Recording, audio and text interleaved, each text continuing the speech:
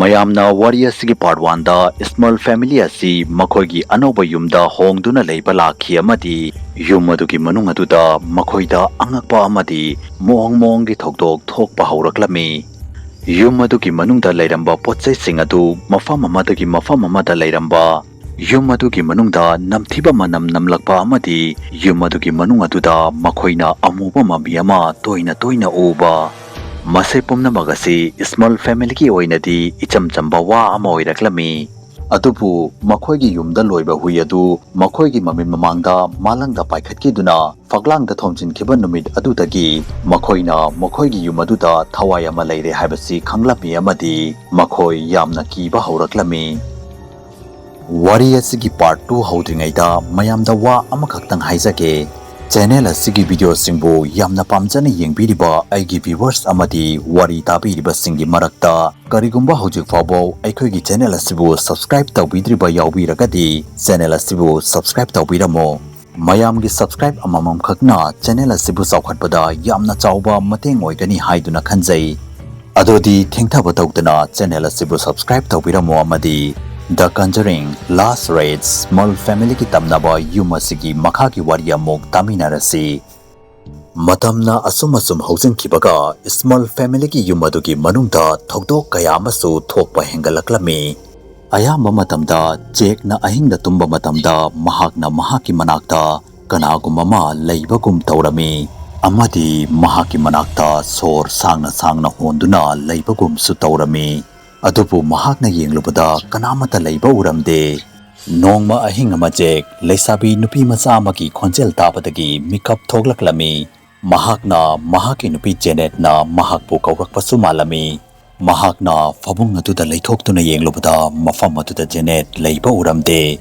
Janet ki mahutta atopa nupi ama fabung aduda hiptuna leiramba thengnaki nupi adugi mamai adu taifet tarami amadi nupi adugi mamit adugi makha aduda yamna chawna amuba mami amasu tarami jekna nupi adubu yengtuna leiringaida nupi aduna jekki makhori adu paiduna melaklami amadi mahak fabung aduda wanthaduna tarami jekna wakhal taraklaba matungda mahakna mahaki masa pumbada kanaguma mana yamna tamthina khotkibagi dakfam mayam ama taaduna leiramba ukhi wafam asi jekna Janeta hairuba matamda Janetnasu jekta thokliba thokdok asigumna mangondasu ahing kaya amadasu thokpa yaukre haiduna hairaklami yamna wanglaba amuba mami ama mahaki manakta laktuna faijubadu chingtharaga mahaki makhong adu paituna kadna chingi madogi matungda kari tawi haibadu mahak wakhal taba ngamde mahakna haugalakpadasu mahaki hakchang pumbada kanagumamana khotkebagi dakfam mayam ama taaduna leirami haiduna hairaklami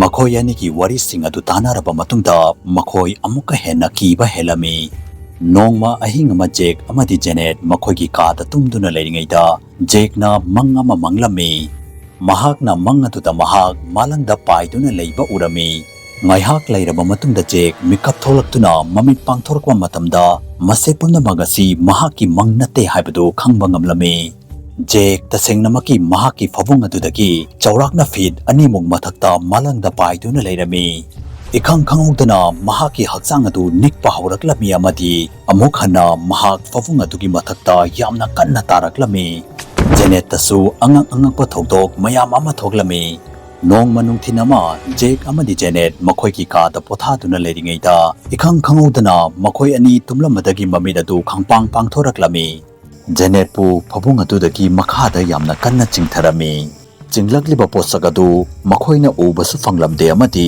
tabasu ngamlamde potsagaduna mahakna leijaba mapangal pumnamak sijanaduna Janet pu yamna kanna chinglami Mado uraba matungda jekna Janet pu mathakta singkhatnaba yamna kanna honarami Adubu uba fangdaba posak adugi mapangal adu adugi matikta kalami haibada posak aduna Janet pu phabung mathakta ki chingthaduna leimaida chingduna pukhraga ka adugi kachena maromda puduna chatkhi Janet kanna laubana tana atei karimatta tawba ngablamde ngaihak leiraba matungda posak aduna Janet ki hakchang adu mafam aduda leimaida thadaduna thamlami Jek amadi Janet makhoida thokliba thokdok sing adu uraba matungda amukka hena kiba helami Small family na yum asida asumna leirakliba asi chaurakna chahi 13 muk sujillaklami.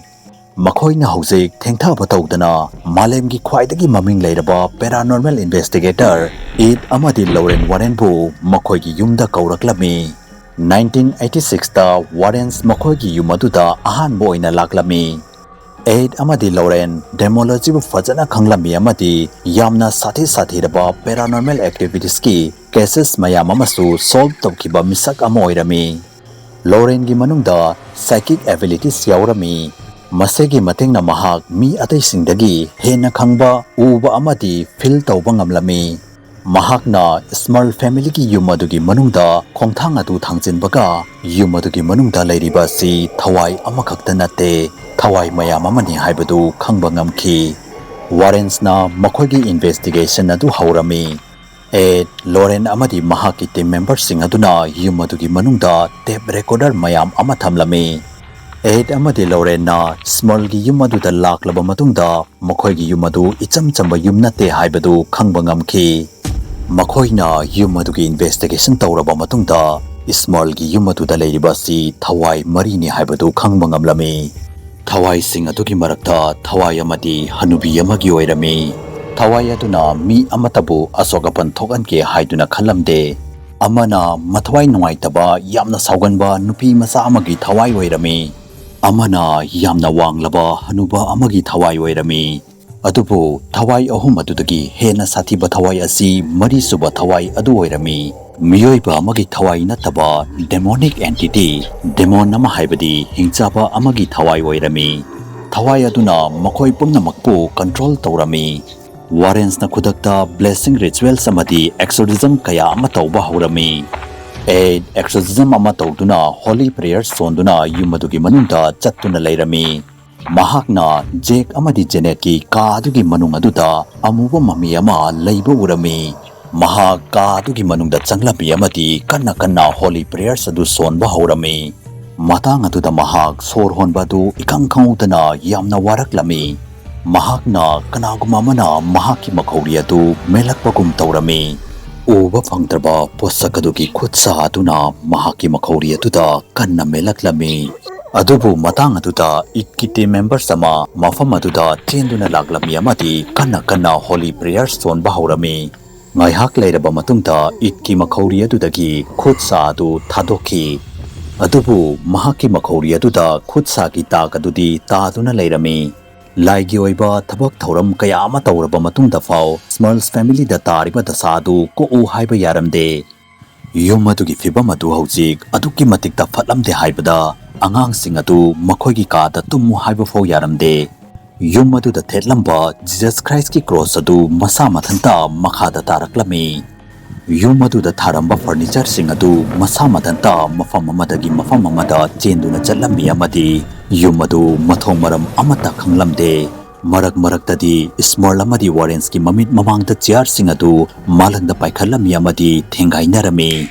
Matang aduda itna Jake amadi Janet ki bedroom adugi manung aduda tharamba mingsel aduda karikuma ama iduna leiramba thengnaki. Leave haibadi mafam asidagi chatkho. Mado uraba matungda thawai aduna makhoi mayamna yum adugi manungda leiba si yaningdaba amadi nungaitaba su malami. Maram aduna makhoi mayambu yum adudagi chatkhinaba haiba malami. Priest amatana Ed Amadi Lorraine ki mateng amata pangba ngamlamde. Tawfam khangdabadagi small family press ki manakta chatlami. Press na makhoigi yumda thokliba wari sing adu tabigani amadi makhoigi matengsu pangbigani haituna thazarami. Makhoigi identity adu lotsinduna Jake amadi Janet itkaloinana tokso amada chatlami. Mafam aduda makhoina makhoigi wari adu mayek sengna lirami. Adubu hingsabaduna mahaki maramda wari sanaba adu pamdaba malami. Makhoi anina mayumda halakbada hingsabaduna makhoibu ngaiduna leptuna lerami. Numit aduki ahing adu Jake amadi Janet na tumduna leiringaida ikang kautana makhoigi phabung adu yamna kanna nomlaklami. Makhoi anina makeup tholaktuna yenglobada makhoigi phabung adu malangda paiduna leirami. Makhoigi mamangda tamthiraba ubada yamna kiraba hingchaba ma leptuna leirami. Makhoina ahanba oina akibagi saktam oiraba hingsaba adubu urami. Yamna wanglaba amadi chauraba amuba mami ama amamba marak aduda mahaki langlaba anganba machugi mamit adu khakta urami makhoi anina hingchaba aduna ngangbagi khonjel amasu tarami hingchaba adu yamna sauba sumalami ikhang khangudana jek amadi janet sor honbada yamna waraklami amadi khangma ngamlamde ngaihak leiraba matungda makhoi ani mafam aduda wantharami makoina wakal taraklaba matungda makoigi hakchang pumbada khotkibagi dakpham mayam ama tarami amadi sokpasu yamna soklami adubu warrensna wafam asi irai laina thatoklamde exorcism ama tawba matamda janet ki hakchang manungda thawai ama changlaklami amadi mahak malangda paikhatkiduna paiduna leirami mahak ki mamidatu ngosok ngauraklami amadi mahak masadu nabadagi khang mangamdaduna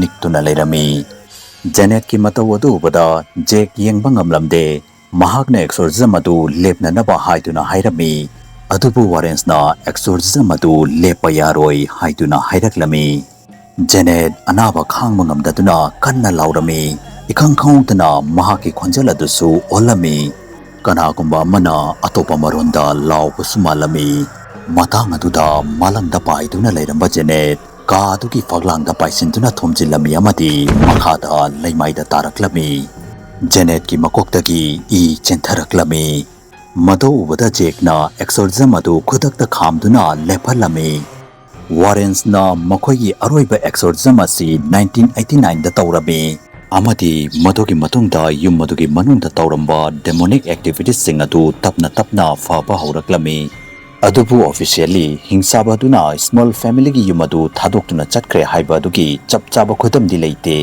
chahi 35 gi matungda thawai sing adugi miyot minei dagi khang mangam daduna smalls na yumadu thadoklami small family gi tamnabagi wariasi tamnabagi history da imong amagi misingbu uwa phangdraba pangalamana fajinduna thamba wari singi manungda amani hairiba wariasi mi amadagi manakta pakhum leitaba case amani Warrens nasu makoigi paranormal investigation gi career da masidagi hena sathiba amadi violent demonic energy kaidongida faukiba yaudri haiduna hairami small family gi tampnabaki case asi Warrens ki amatangairaba makoina kaidongida solve tawba ngamkhidaba case ama oirami Facebook ta Manipuri horror story gi Facebook page ku follow tobiramu Loinana karigumba wariasu mayamna pambi targadi channel asibu subscribe tawiramo amadi video asibu like and share amamda tawiramo mathangi video da amuk unarasi habsuga loinana yangkopam loyangan bana mayam pumnamakpu kainabagi yathang nejari